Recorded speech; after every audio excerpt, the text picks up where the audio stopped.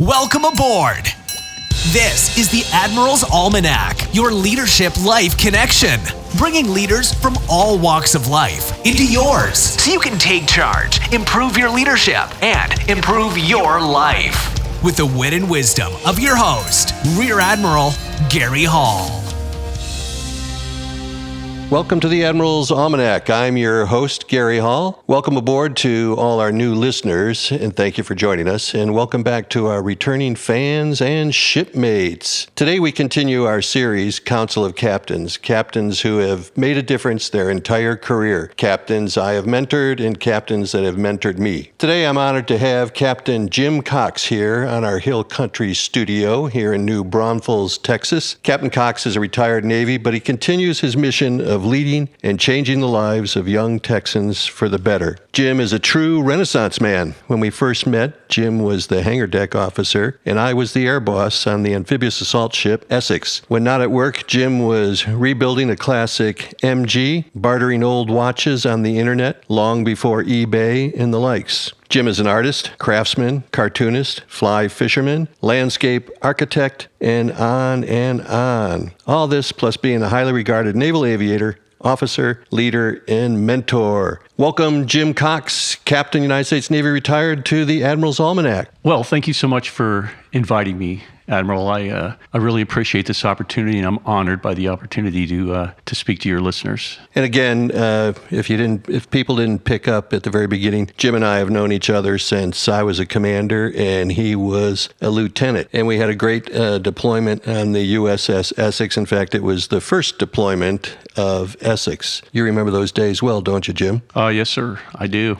Operation United Shield. Is that what that operation was called? I call it Operation Get 'em Out of Somalia.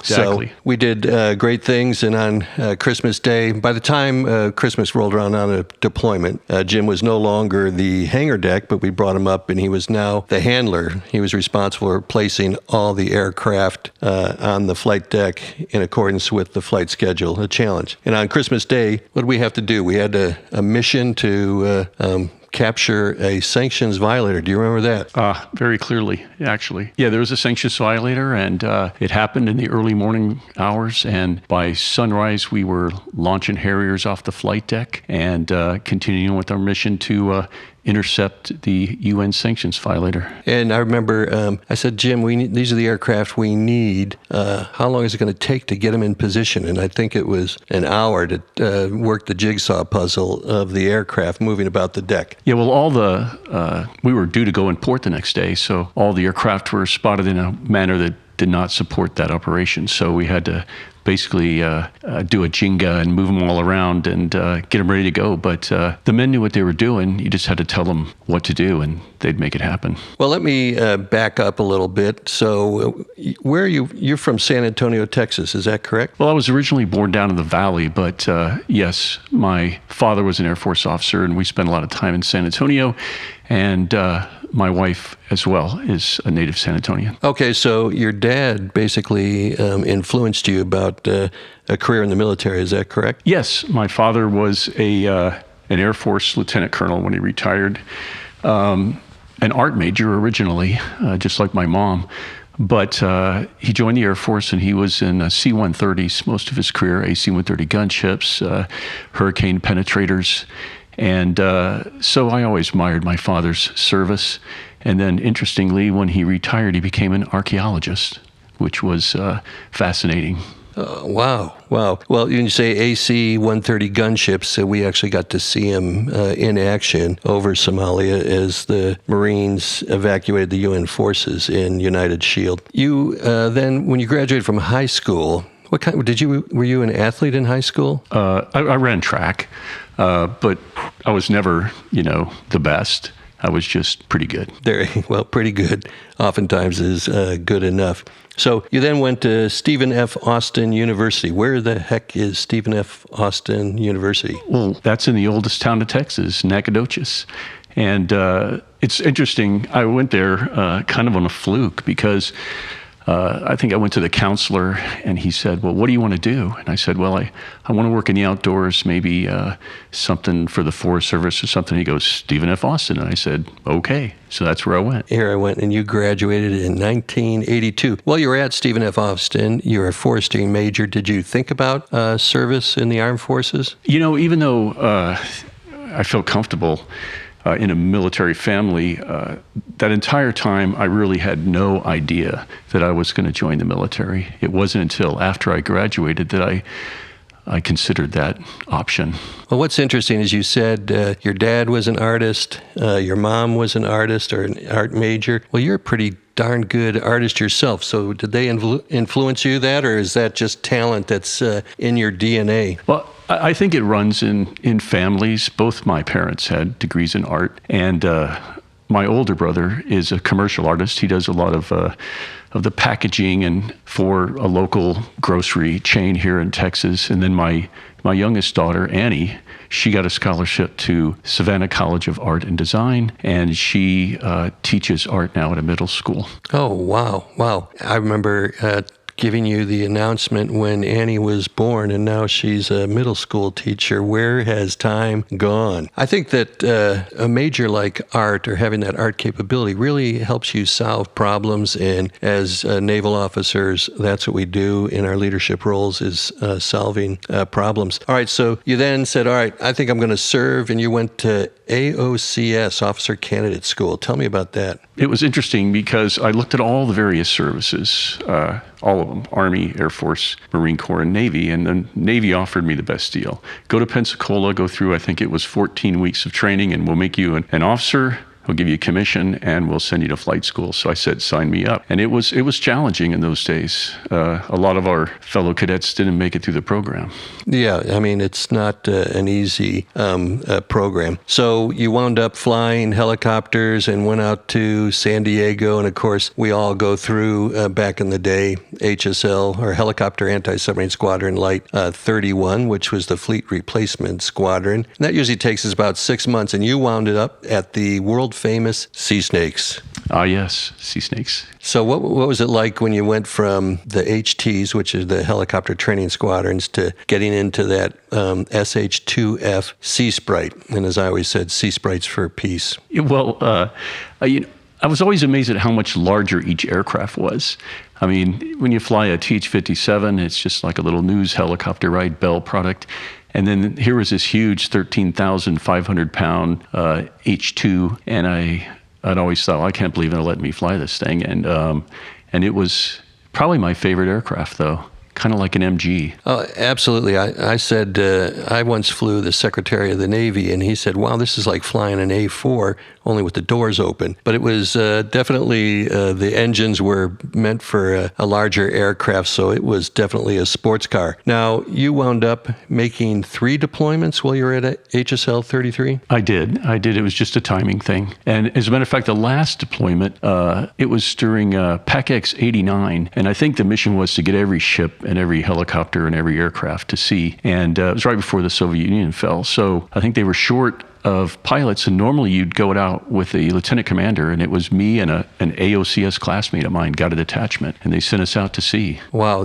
One of the things that a lot of aviation units don't realize, the carrier-based, the responsibility that pilots like you and I got early on, whether it be officer in charge of a detachment or just deploying without senior leadership. Again, during this squadron tour, you were brought up to the destroyer squadron during Ernest Will. Tell me about that. Well, they needed an experienced helicopter pilot to help track the status of all the aircraft that were operating in the Arabian Gulf area at the time. And so they set up a deal where I could be with the detachment, continue to fly, as well as serve on the Desron staff. So I guess, to me, that goes to your competence and professionalism and organizational skills. So, and clarify, you were the officer in charge of that detachment? No, I was not at the time. It was Lieutenant Commander Joe Willis, actually. Okay, we know Big Joe.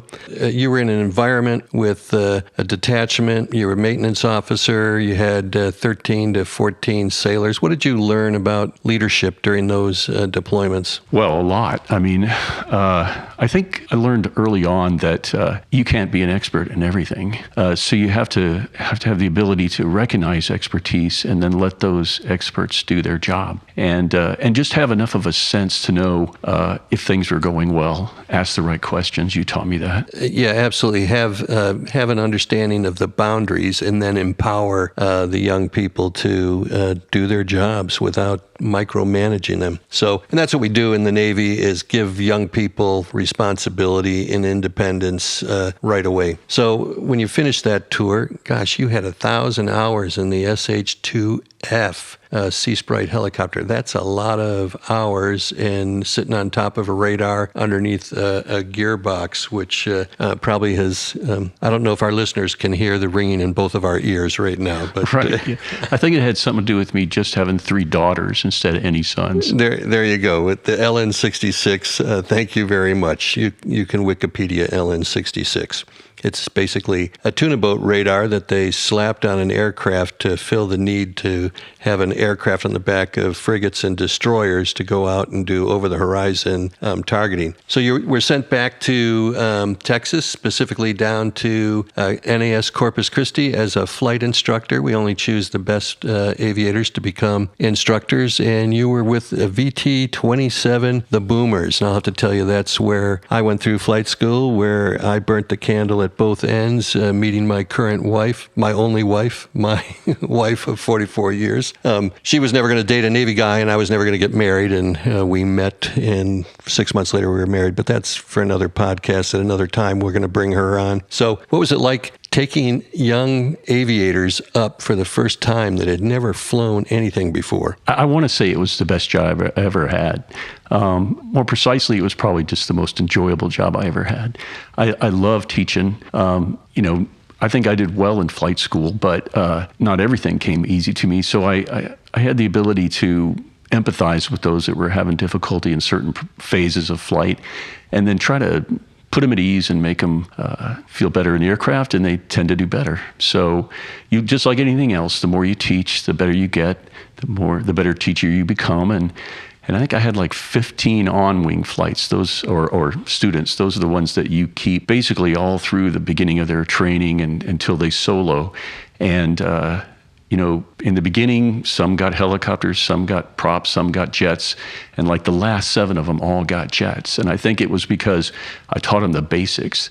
If you can stay on altitude, keep the ball in the center, and don't do anything stupid, then you'll probably do well during the flight. So that points out that the basic tools of any profession, if you've got the basics down, you're going to be better at the more complicated issues of your profession. Now, while you were at VT-27, you were then also selected to go up to the Chief of Naval Air Training, Sinatra. Tell me about that. If I could back up just a little bit, I was a regular flight instructor, and I remember one day the flight leader said something like, "Well, we got to get somebody to be a scheduler." And I raised my hand and said, "I'll be a scheduler." So next thing I knew, I was a scheduler. And then that led to becoming the assistant flight officer or flight leader. The squadron was divided into 3 different flights. And then I was a flight leader. And then at one point, my CO just came up to me and said, "Hey, you've done really well here. I think you ought to interview for this job." So I did, and I got the job at Sinatra. And that was a great job too, because I got to work on the curricula. So we have these books called Flight Training Instructions, and they needed revision. Matter of fact, some of them still had the old T-28 Trojan pictures in them, and we've been flying the T-34 Charlie for some years. So I said, well, we need to redo these books. So I rewrote, along with a civilian assistant that was up there, formation and aerobatics and familiarization stages of flight and out-of-control flight recovery and that sort of thing. And it was neat because I got to use my drawing skills there. So I drew all these pictures of the aircraft when they were doing loops and barrel rolls and cubinates and that sort of thing. And I enjoyed enjoyed doing that. So I got to write some curriculum, and I still taught. So it also allowed me to stay on just a little bit longer in Corpus Christi, where it was nice because my wife and I are both from San Antonio, so we could go see our parents and such. And that's where my second daughter was born, Maddie. And great tour, but all good things have to come to an end, right? Right. You have to give up a good tour to get another good tour. But as you said, the manual had the T-28 Trojan in it, and that's the aircraft I flew while I was in VT-27. And back then it was called the Ensign Killer, because if you added too much power, you'd flip that thing upside down. It was a 9-cylinder radial engine. It was a combat aircraft in Korea.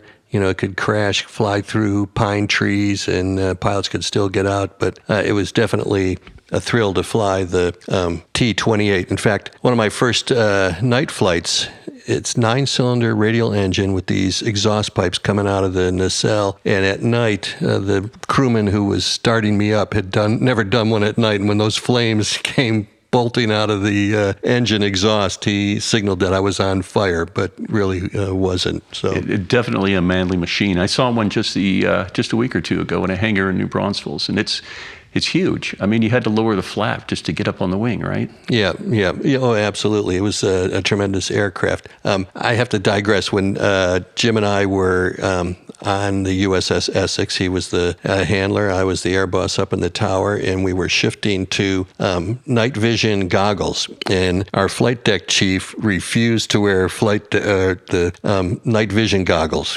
He said, no, I'm not wearing this newfangled stuff. So we had a nighttime operational launch. We had 6 spots spotted with the H-46 Frog. We had about 12 Marines in each one. And when you get the winds right, you start the aircraft up. Well, he decided that night he was going to wear his night vision goggles, and he immediately thought every aircraft was on fire. If you remember that, fire on spot 2, fire on spot 4, fire on spot 6. So, get with the program. Use the new technology. So after VT-27, a successful tour there, you added another 1,200 hours of flight time in instructing, and that's every hour was an opportunity to get in a mishap with a new student. So good on you for 1,200 hours. You then went to the new commissioned ship, USS Essex LHD-2, where you served as hangar deck officer, aircraft handling officer, and assistant officer, air officer during that deployment. What did you learn on Essex? I think at that point, every aviator I knew was looking for any way to avoid what we call the disassociated sea tour, because pilots want to fly. And for 2 years or so, your ship's company, and you're not going to be able to fly. But of course, there's always a lot to learn with the new job. One of my goals when I was there was to get my officer to deck qualification. And I remember 146 watches on the bridge, and I could only do it at night. So we'd have about a 12 or 13 hour day on the flight deck, and we flew almost every day. And then I would stand either the mid watch or the rev watch, and that was an eye opener. It's harder to drive ships than you might imagine, and so I learned that as well as everything I learned from you. Well, driving ships, it's like flying an aircraft, but only in 2 dimensions rather than in 3 dimensions. So one of the things we learned on Essex was on Liberty, you can't hold up a drunk person that's bigger than you, but that's a story for another podcast.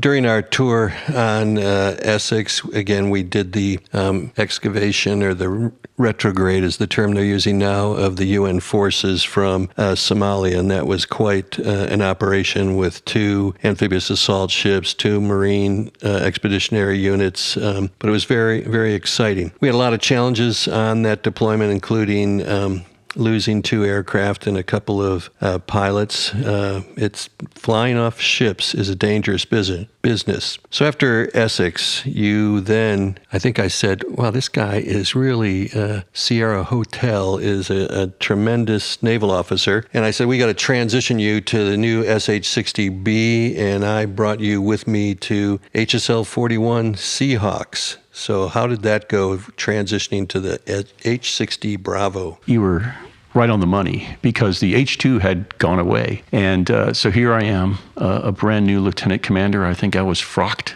at the time. And to go straight into an operational squadron with no experience, I think that was a a really wise call for me on your part to spend a year as a flight instructor at HSL 41. So I did my training quickly, which was not difficult, and then spent a year as the training officer before I went off on my department head tour, and kind of breaking into a new community, as it were, establishing a new reputation. So it was like everything else, I always think of those old Monty Python skits where the guy walks in, he goes, "And now for something completely different." And that's what it was. Absolutely. And of course, you're my training department head, one of the larger department heads, and with the most responsibility. And I leaned on you to make that department hum and to get our new pilots out to the fleet. So then, there's a lot of naval aviators, Navy personnel in general that just want to stay in Jacksonville, Florida, or San Diego, California, or Norfolk, Virginia, and never move. But you took the bold move of moving to your next assignment to HSL 51 Warlords in Atsugi, Japan. How was that? Did you have to convince Kathy, your bride, that, all right, we're taking little kids to Japan? Well, I was afraid you're going to ask that because up until this interview, I think Kathy thinks that I had no choice.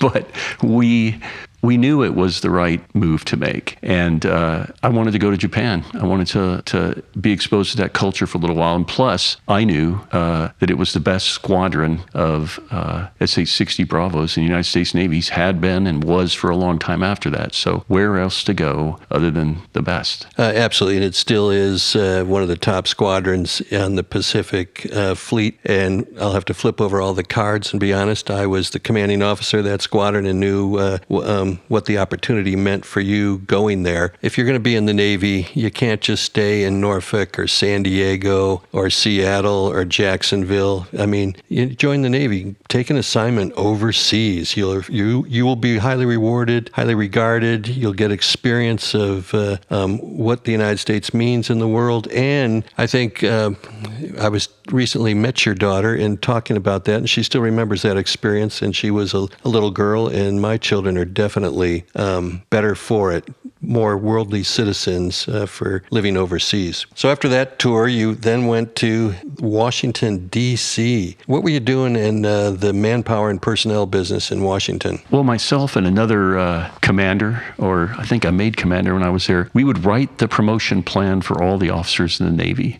We primarily focused on the unrestricted line, the URL, but we also took inputs from all the other restricted line and staff corps communities. And then we built the plan that we would brief all the way up through all the admirals to the Secretary of the Navy. And then, what were the zones going to be? What was the opportunity going to be? And the goal was to make sure that we promoted enough officers to the next rank and the best officers to the next rank. So that was an eye-opener because I'd never been to Washington before and I'd never worked on a 3-star staff. And, like I always said, I don't know everything, but I know a good idea when I see it. And when we did see those good ideas, I would say, well, let's do that. And that worked out really well in the long run. So in that position, your leadership, in squadrons on the ship as air boss and that, basically you're leading people under you. Do you think you had the opportunity to lead those above you, especially seeing you were creating the plans and policies for promotion? In JROTC, we teach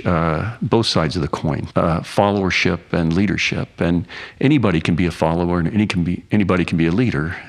You have to be able to shift back and forth. So I did a lot of following there, of course, as I have throughout my career. But yes, many times we would be embattled with other forces within the various staffs and basically try to head off bad ideas, I would have to say. And myself and the officer I worked with, Captain John Funk, we worked well together. And our goal was to preserve the unrestricted line for the long run, not just for the short-term gain of some particular community's desires. You have to think big picture, not just what the surface community needs or the submarine community needs or aviation. Absolutely. So you're leading across the board. But now as I look back at what we've just talked about, you excelled at increasingly demanding positions and diverse assignments, whether it be ship, squadron, overseas, Washington, D.C. And because of that, of ever-increasing responsibility,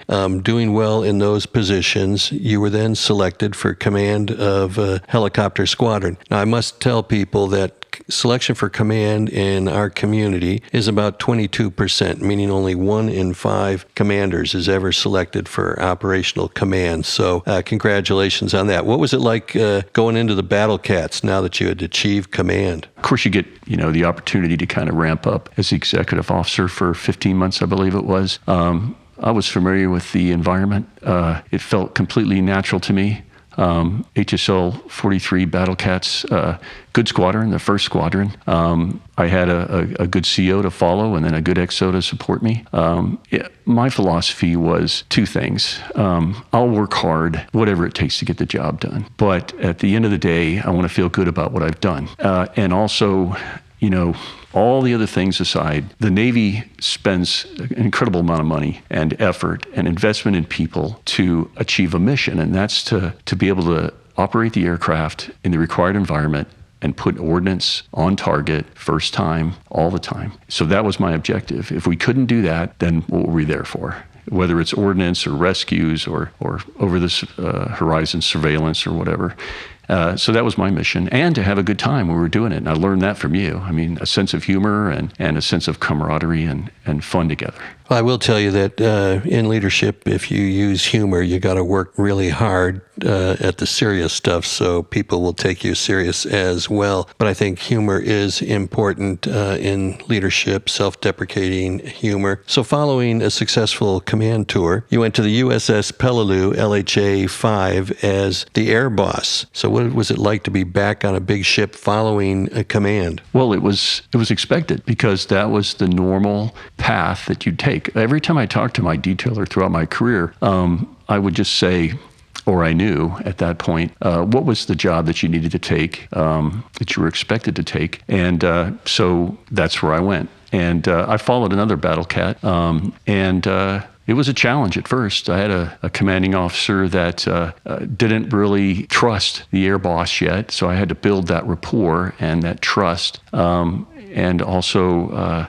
I had to deal with discipline problems within the department and make sure I squared all that away so we could get our mission done, because all that distracts from the mission, of course.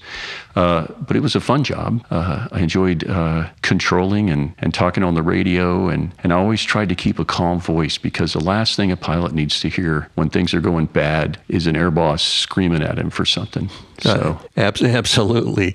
But when you're in the aircraft, screaming creates lift.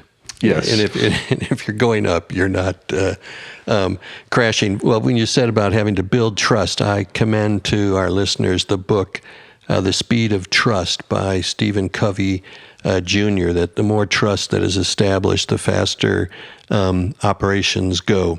And that book also gives you ideas on how to build trust or rebuild trust if it's been lost. So a lot of commanding officers, when they go to the air boss position, really feel stepped down. They went from being the number 1 in a squadron to now being a department head. How did you make that transition? That kind of stuff really never bothered me much, frankly. I mean, what could be cooler than being the air boss on an amphibious assault ship?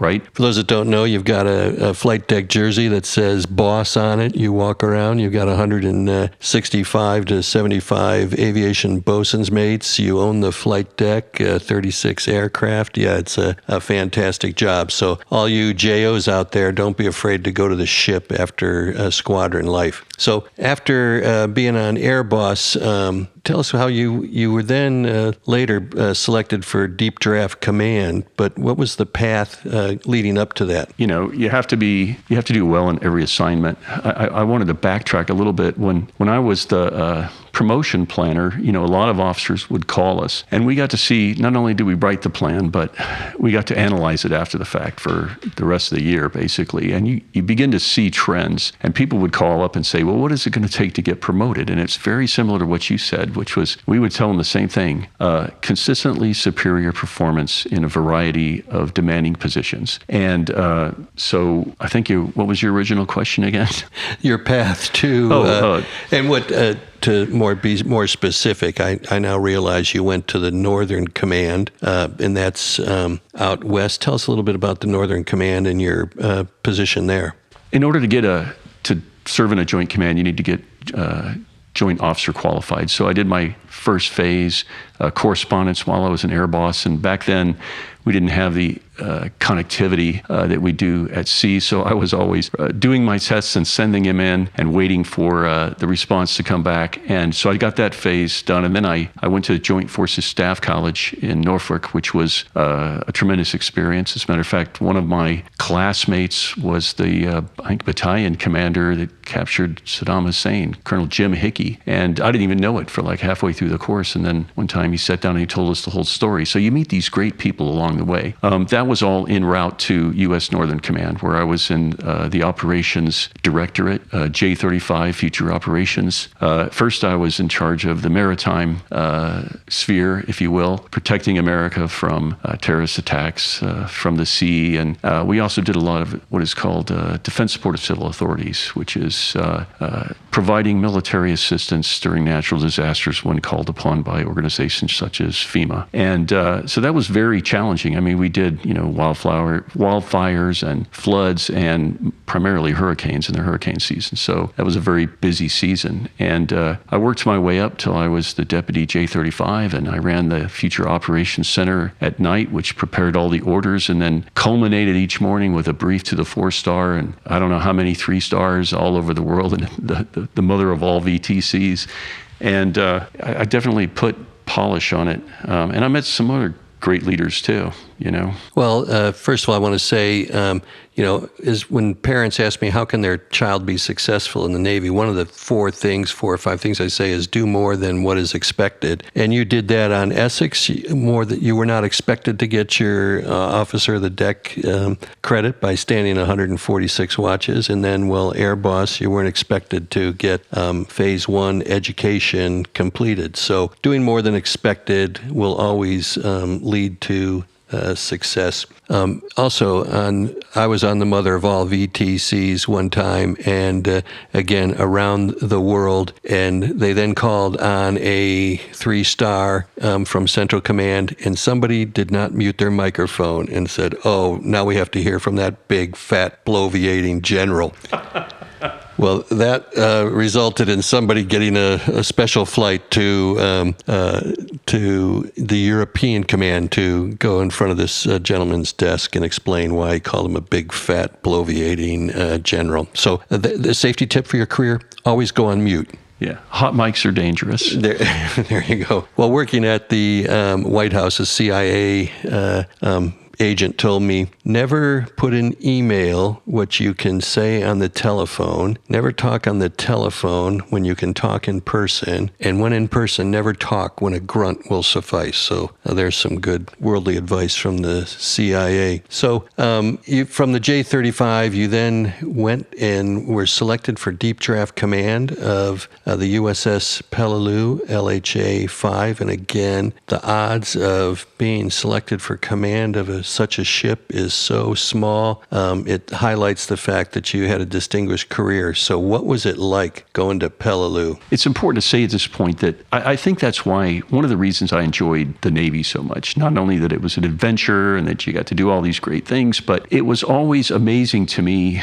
that, assuming you made the grade, that they would give you these positions. And, everybody has self-doubts, but you know that you're prepared. And I knew it would be difficult because I had been on those ships twice before. They're big, they're complicated, and, no plan survives first contact with the enemy, right? So you have to be able to flex, and that's how it was from the beginning. I mean, we had an an in-service inspection, in-serve, I believe, and then on to workups, deployment, so forth, and then fleet up to commanding officer and go from there. When I went to Essex as air boss, I was walking down the pier and I was looking up at that big ship and I went, this is it. This is the assignment where they're going to find out I don't know what the hell I'm doing. But it turned out we do know what we're doing because the Navy grooms you from assignment to assignment for greater responsibility. But I must say that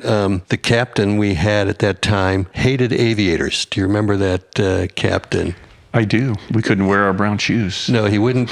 He told me, you better not show up wearing brown shoes, which is the sign of a naval aviator. And when the outgoing air boss took me into the captain's office, the captain had a toothpick in his mouth. He was looking over his half glasses and he went, you better not be wearing brown shoes. And I put my foot up on his desk because I was wearing black shoes. And I said, as Thomas Jefferson said, when it goes for principle, stand like a rock. And when it comes to fashion, go with the flow. And he went, politician, get to work. So we walked out of his stateroom, and the outgoing air boss goes, did Thomas Jefferson really say that? I said, hell if I know.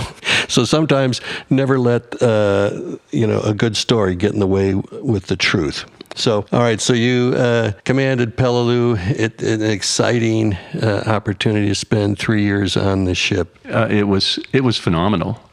One deployment, one workup cycle, one deployment, followed by another workup cycle after a huge maintenance availability. And of course, they tear the ship apart, and you have to put it all back together again, and then you have to test every single system. And she was an older ship, and a lot of things needed work. And we found ways to work around to get the mission done, because that's always priority number one, right? But I had an opportunity to be one of the display ships for the centennial of naval aviation. I think we had about 3,000 visitors on board that day. We hosted a whole day with the Carter Center, which is former President Jimmy Carter's charitable organization. So I had an opportunity to speak with him and the First Lady Rosalind Carter and the former Secretary of the Navy John Dalton, and that was a wonderful experience. And then later, Secretary of Defense Leon Panetta wanted to see a large deck amphibious assault ship doing what it does at sea. So we organized that with the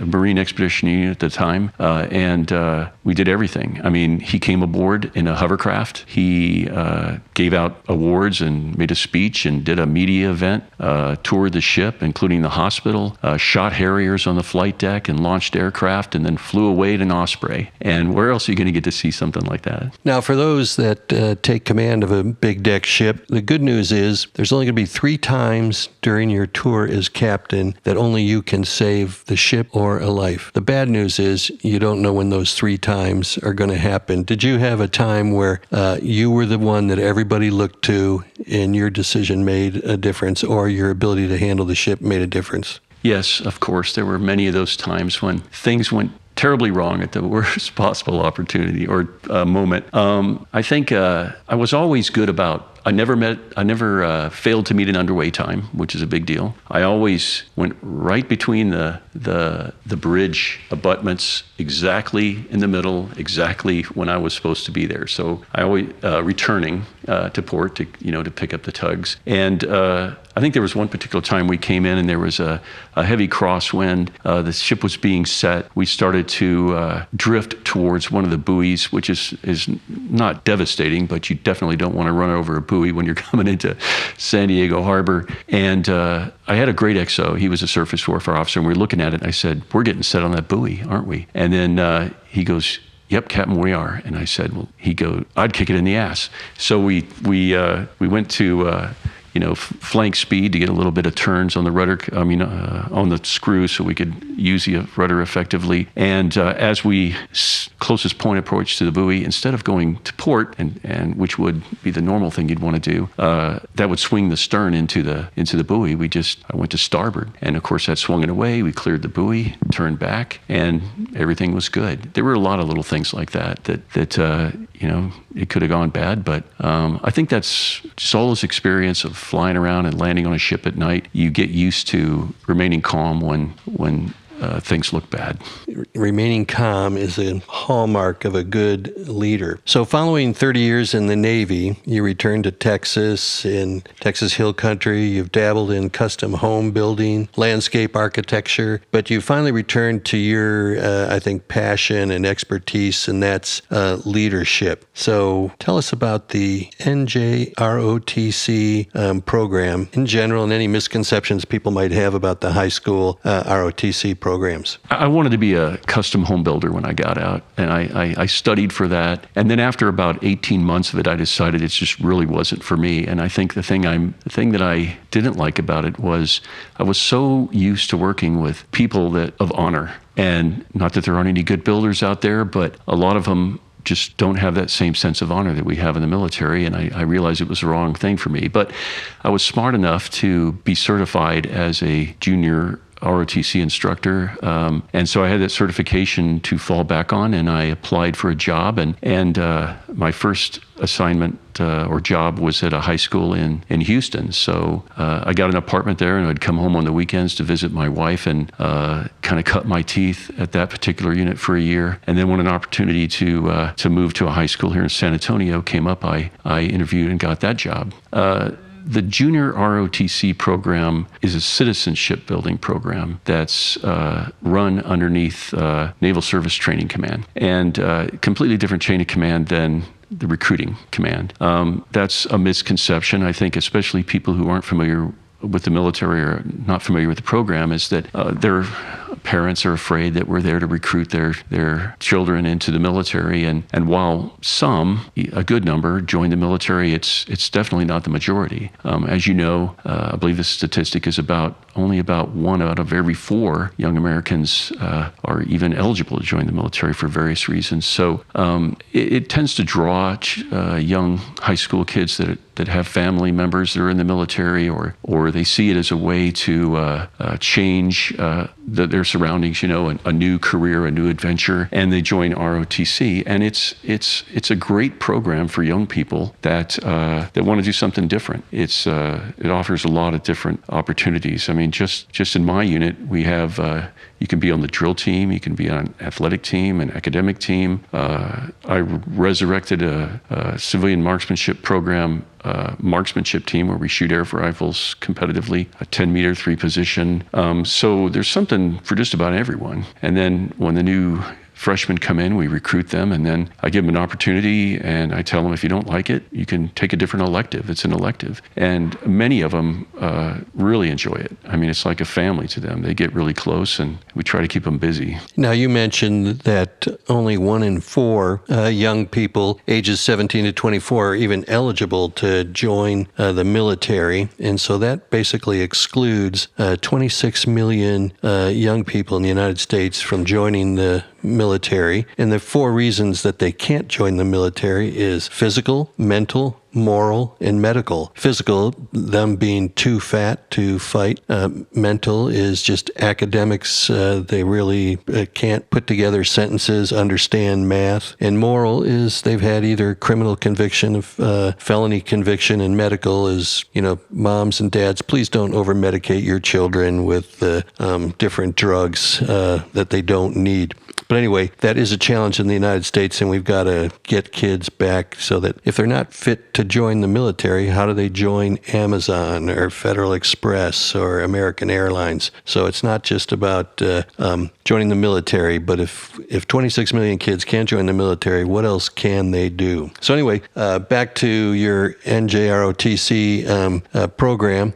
Tell us about the high school you serve. Well, the one I serve right now, Southwest High School, is on the southwest side of San Antonio, not too far from Joint Base Lackland, former Lackland Air Force Base. It's generally a rural area. It's primarily Hispanic, a very small minority of whites and African Americans. It's a good community, very family oriented, and the children always in every high school kind of pretty much run the gamut from the ones that are struggling just to get through to those that have everything they need to be, a senator or a president or a captain of industry. And I get the same in my my unit. So you learn to recognize those, and then I can tell almost immediately within the first couple weeks if they're going to be superstars, and sometimes I learn later, but and I just try to offer encouragement and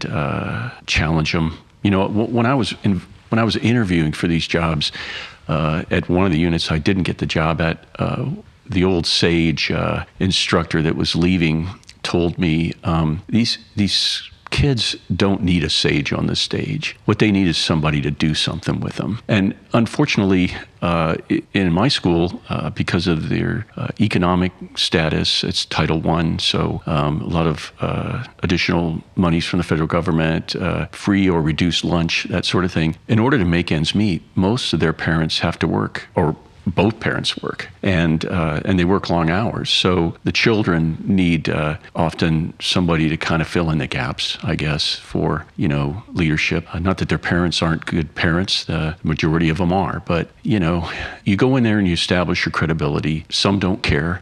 Some look up to you, and then you just have to make sure you maintain that standard all the time, so that you don't disappoint them or let them down, right? And then they begin to believe. And I tell them the same story. Matter of fact, on Monday is when after the first week of school, is when I'm going to tell them the story that made a big difference in my life, the Choose Greatness speech, right? And just to summarize it, I don't know if you've said it before on your podcast, but here's my version. God gives us all talents, different talents to different degrees, and He expects us to use them. And I always give a survey to my cadets every year. And I ask them a bunch of questions just to get to know them.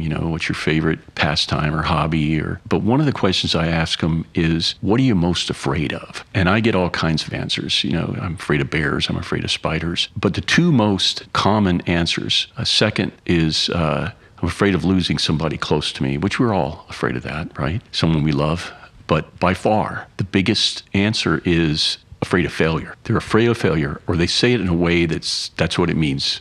Afraid of failing school, afraid of letting my parents down, and so forth. And that ties into what you taught me, which is if you choose to be great, then you can achieve it. And the reason most people don't choose to be great is because they're afraid of failing. And I've seen that in a lot of kids. The ones that act all tough and they're too cool for school, so to speak, it's because they're afraid of failing and in anything, so they just don't try. And of course, that's a huge mistake, because you never get to develop those talents that God gave us. Absolutely. You have to not be afraid of failure, because oftentimes you learn more from that than you do from success. I once had a bosun's mate on the Tarawa, and he got in a fight in port with some other sailors, and I had to take him to captain's mast. And at one point I shook his hand, and his hand wrapped around mine made my hand look like a little Barbie doll hand. And I realized this guy had solved all his problems with his paws. So at captain's mast, we did a fine and restriction, but I reduced it, and we gave him more leadership, and he turned into a tremendous chief petty officer. But he once asked me on the bridge, are you mad at me, Captain? I said, no, I'd rather take you across the beach in harm's way than somebody that's never had to have a setback and recover from it. So we learn a lot from our failures, from our mistakes. And in fact, one chaplain said, there are no mistakes. There's only lessons in the world, and the tuition varies. You can think about that later. But you've had tremendous success with your students. One I'll mention is the Dedalians. Explain to us what the Dedalians are and what program they have for high schoolers. Well, I'm not a member of the Dedalians yet. I frankly don't have time right now, but perhaps when I retire. The Dedalians is an organization of primarily retired military pilots, but I believe they have air crewmen, but most of them are old Air Force, Navy, Marine Corps pilots, and they raise money for a scholarship. And in this particular unit that's here, it's Flight 2, is Stinson unit, I believe. Stinson Flight, that's what they call it. So they offer scholarships to teach young men and women how to fly. And when that was offered, I said, well, let's try this. And since then, and I've been at this school for 4 years, starting my 5th year, we've gotten 5 scholarships for both girls and boys to learn to fly up to solo. And most recently, I had a promising young cadet who's a senior now who did so well, they extended his scholarship so that he could get his private pilot's license. So that's one of the things we do. Well, that's fantastic. And for those listening, here in San Antonio, San Antonio is, I think, the 7th largest city in the United States, but the Dedalians only give out 6 scholarships a year, and Jim has gotten 1 or 2 every year. So I think it speaks to his leadership and the enthusiasm he has built up in his students. So how do you help these young adults become successful that aren't going on to college or aren't seeking a military career? What difference does the program make in their lives? I guess I would say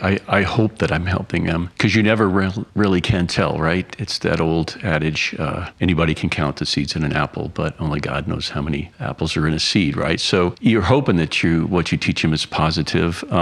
Even if you don't go into the military, bravery, because the cadets have to do some pretty scary things for someone their age. And I'm not talking about physically scary, but like standing in inspection at a drill meet, and all cadets have to stand the inspection. You have to have your uniform perfect, of course, and you have to have memorized all your general orders of a century and your Navy and Marine Corps ranks and the chain of command. And they stand inspection, face off with a judge who's usually a Navy Marine Corps NCO, and they ask them those hard questions, and they have to maintain their bearings. So it's scary for them. And then when they get out, they're all excited. It's that rush of adrenaline you get when you did something that was difficult and challenging, and then you're through with it, and then you feel elated afterwards. And I think it teaches them that you can always do more than you thought you could do. You're tougher than you think you are. And I mean, that's priceless. I mean, because the first time they're challenged with something after high school, they'll know, I can do this. It's like my little granddaughter's been saying recently,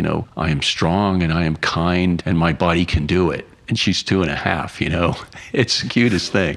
Grandkids are the best. In fact, if I knew how great grandkids were, I would have skipped the intermediate step and gone right to... Certainly. I think it's a physical impossibility. Also, besides getting Dedalian aviation scholarships, you've gotten some of your students ROTC scholarships and academy appointments. Well, yeah. I wish I could get more, frankly. They're difficult. They're challenging to get, especially the academies, right? So, what I do is I talk about it a lot. Some of these cadets now I've known since they were freshmen. And you begin to see who's got the fire in their belly, who understands or gets it that, if you want to achieve something, you got to be dedicated, you got to do the work to get there, right? And I try to encourage that. And then as they get closer, their junior year, I make sure that they're taking their SATs, that they're doing, or ACT, they're doing their preparation work, and you sort of guide them along the way. Now, I've had some that have disappointed me because they just frankly didn't want to do the application work. That's frustrating and difficult. I make them build an academic resume. I tell them why. It's easy to,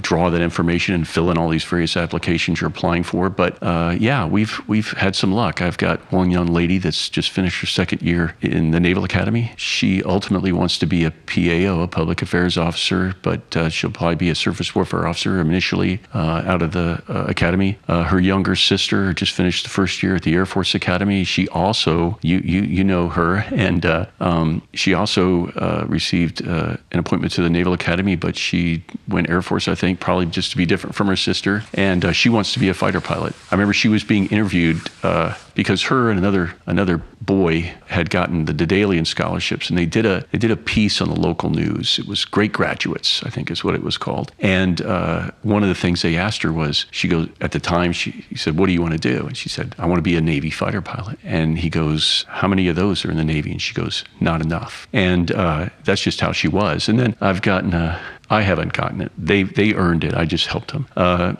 University of Notre Dame, University of Southern California, Oregon State, and Texas A&M College Station. So, not as many as I'd like, but you just keep trying.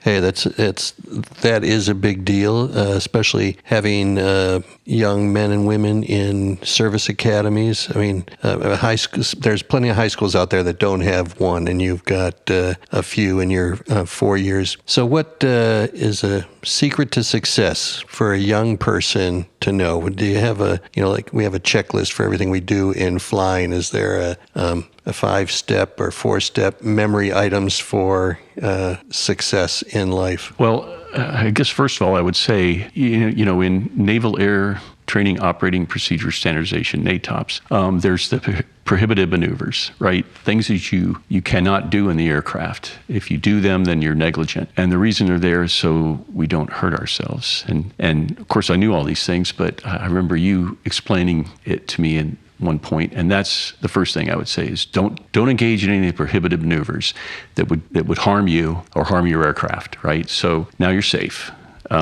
And then the next thing is, have a goal, and then again, be dedicated and willing to do the work to get there. I try to teach my kids, what a goal really is, and how it has to be specific, and it has to be time bound, and it has to be achievable and all that sort of stuff. But then I also tell them, look, just think about it and think, if you could do anything you wanted with your life, what would it be? And just forget about why you think you can't achieve it. And then they tell me, and then I say, okay, now let's figure out how you can do that. And then they begin to believe that they can do it. And then we work towards that goal, and with any luck, I can send them off on that path.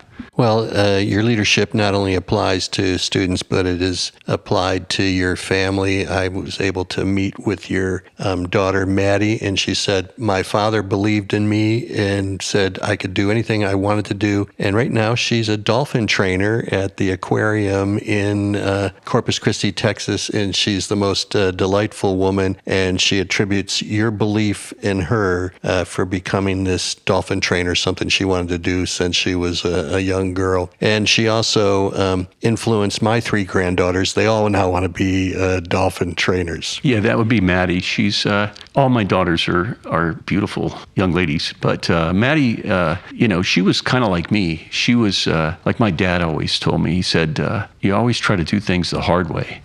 He was right. I don't always do it the easy way or the smart way, but I always get there. And so when Maddie told me, I think in the beginning she wanted to be a beluga whale trainer because she was fascinated with beluga whales, but that's even harder than being a dolphin trainer. And I just told her, yeah, sure, you can do that. Let's figure out how to do it. So when she got a degree in psychology from the same college I went to with a minor in biology, not marine biology, they want psychology. And she did some internships, and then she started out with as a summer camp counselor for the little sea camp down there in Corpus Christi, and she did such a good job that they invited her to come over and work at the aquarium. So she started at the bottom. She got a certificate in diving, and her first job was to scrub all the tanks. So she spent hours and hours, diving and scrubbing the tanks, and then they invited her to help with the animal husbandry, which is, preparing the fish and that sort of thing which she always points out are restaurant quality. And then she did that, and then just like everything else, she just moved up one step at a time until she was what's called Trainer 1, which is the top dolphin trainer. And then now she's the assistant curator of the aquarium, but she did it on one condition, and that was that she could still be